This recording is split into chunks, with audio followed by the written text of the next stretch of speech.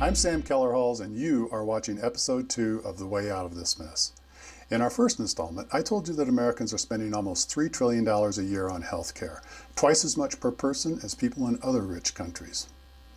At least 30% of the U.S. spending is due to waste and unnecessary care. And crucially, I told you that U.S. medical prices are twice as high as those in other rich nations. I pointed out that Americans don't really know who the good and not so good doctors and hospitals are because truly helpful quality of care metrics are non-existent. And health care efforts to date have consisted mainly of half measures that just nibble around the edges of the fundamental problem: high costs.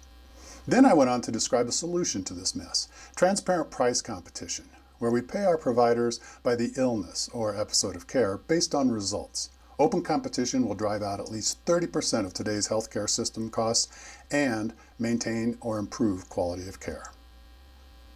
After this first video, the most frequent comment I received was, "Great idea, Sam, but how do we make it happen?" That's what I'll talk about now. The simple premise of transparent price competition is this: if we create a true consumer-level competitive landscape, the laws of supply and demand will clean up this mess. That will require information about how much doctors and hospitals charge and the quality of their results. And it will require consumers that are motivated to use that new information.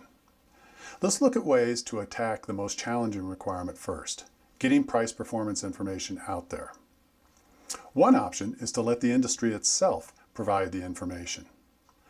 Most healthcare spending happens in hospitals like this one and in thousands of doctors' offices. Can we expect them to deliver the goods? A very small fraction of doctors and hospitals are already publishing cost and quality information about themselves. And Medicare is already collecting some cost and quality information and publishing parts of it. And the latest industry buzz is value billing instead of fee-for-service, where medical outcomes are somewhat factored into reimbursement amounts.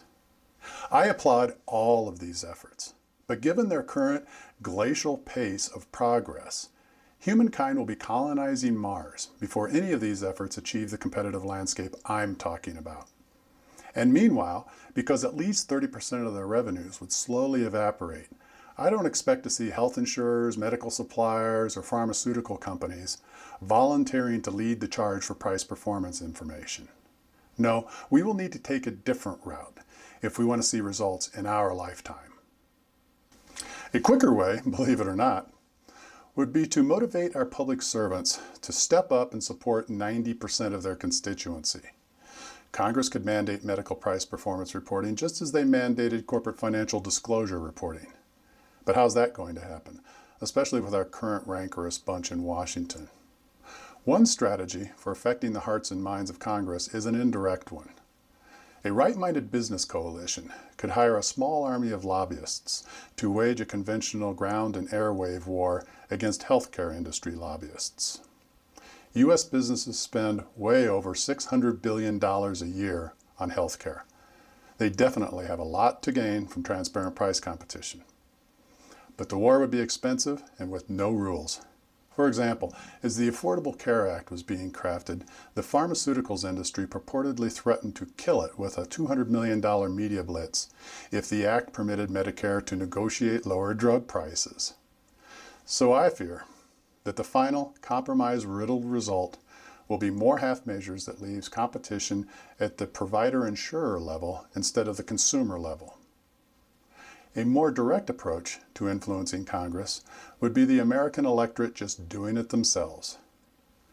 They could target a politician's most primal instinct: getting reelected.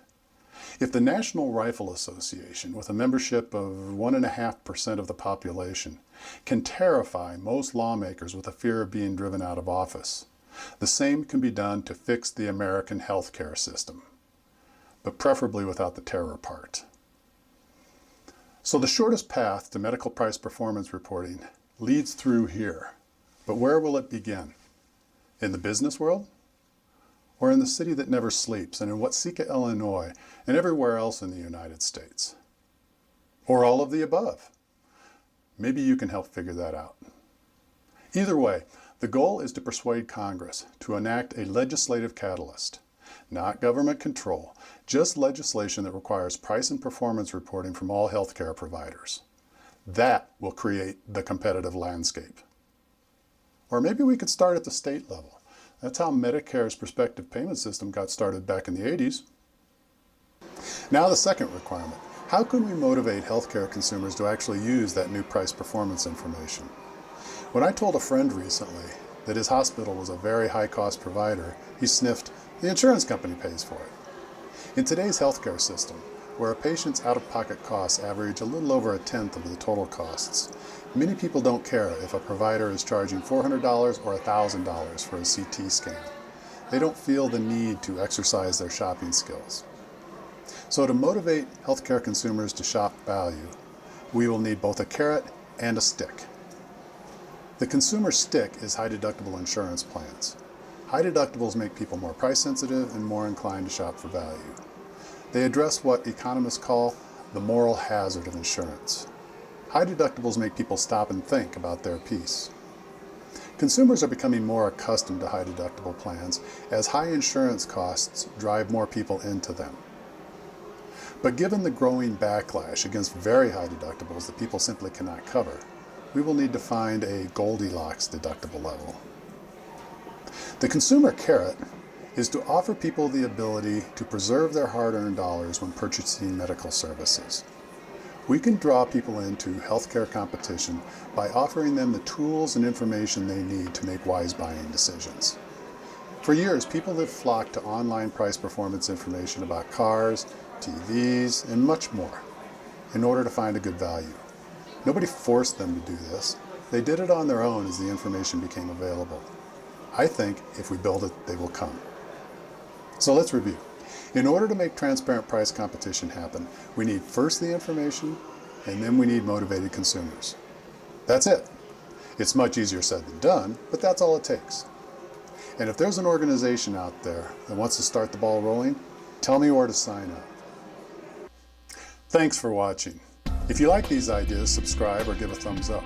And please forward this to a friend. Let us know what you think by posting a comment. And if you haven't seen it yet, check out my first video at this link. Until next time.